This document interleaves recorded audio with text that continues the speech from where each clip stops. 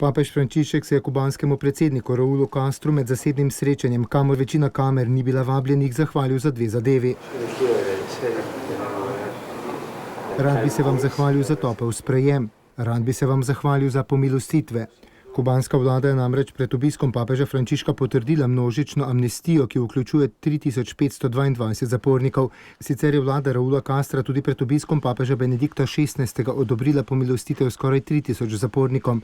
To je bilo 10krat več kot leta 1998, ko je le mesec po obisku Janeza Pavla II. Januarja 1998 pomilostitev zapornikov odredil revolucionarni kubanski vodja Fidel Castro. Ta se je sicer s papežem srečal neformalno na svojem domu. Srečanje je trajalo od 30 do 40 minut.